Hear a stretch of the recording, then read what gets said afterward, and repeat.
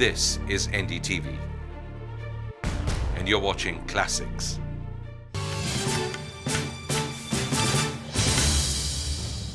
Mr. Richard Grasso, thank you very much for joining us on our show. Thank you so much for inviting me.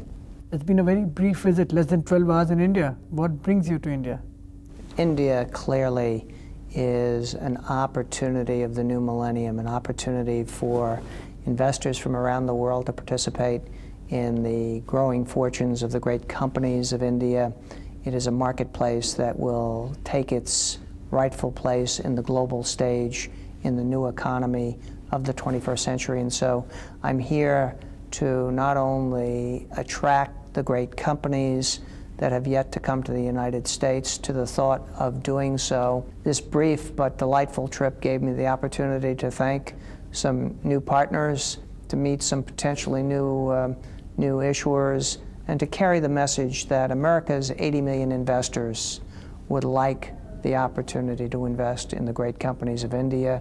In turn, the companies here who are seeking capital will have, in addition to what is available in the local market.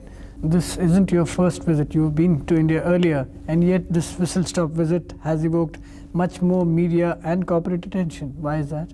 Well, my first visit, which was December of 1998, was in conjunction with the World Economic Forum meeting in Delhi. And it was a very, very short, not that this has been an extended stay. I think I'll spend an entire 12 or so hours here in this great country. But my prior visit was to address the World Economic Forum, a very, very brief window of time in and out of India.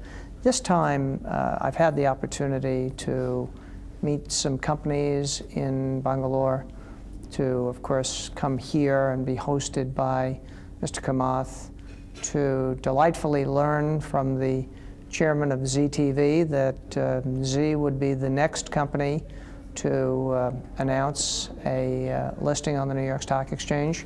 So it was more of a trip designed to bring the message of the big board's desire to list the great companies of India to the community of business leaders, to give them the opportunity to see and hear from me and my partners, and hopefully to begin the process of a long-term partnership with one of the most exciting countries of the 21st century.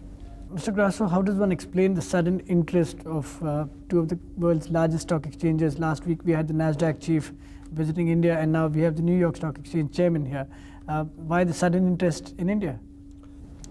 Well, I wouldn't necessarily say it's a sudden interest. I mean, India has, for the last number of years, since reforms, since so many of the great software companies that have started up and begun to earn profits and compete globally and compete very successfully globally, India has been on the radar screen as a huge potential marketplace for American investors. I think the market, certainly my market, has recognized the potency of the Indian economy and how important it's going to be to the world stage in the new millennium. I wouldn't cast it as a relatively new interest. As I said earlier, I did address the World Economic Forum about 18 months ago. We have certainly been privileged to have a visit from your finance minister who addressed the financial and corporate communities in New York at my invitation, and in fact, he's about to do that again. So it's, I think, more of a recognition, a growing recognition, that many of the companies that just a few short years, if not months ago, that were only potential candidates have become candidates. And I think there is never too soon a moment to develop or to begin developing that bridge of partnership.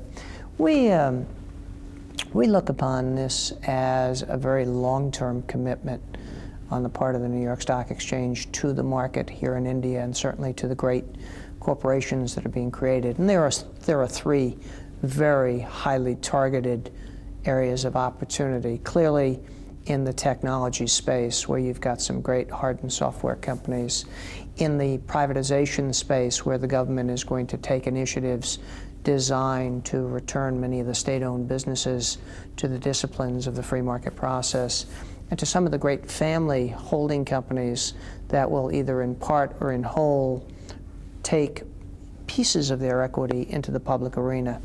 But we've been a fan of India for a long time. I think we are now, certainly with the ICICI listing and the bank listing following it, with the Z announcement, we are firmly of the belief that this is a dawning moment, a moment that we'll spend a lot of time investing in the long-term opportunities to bring your great companies to the United States.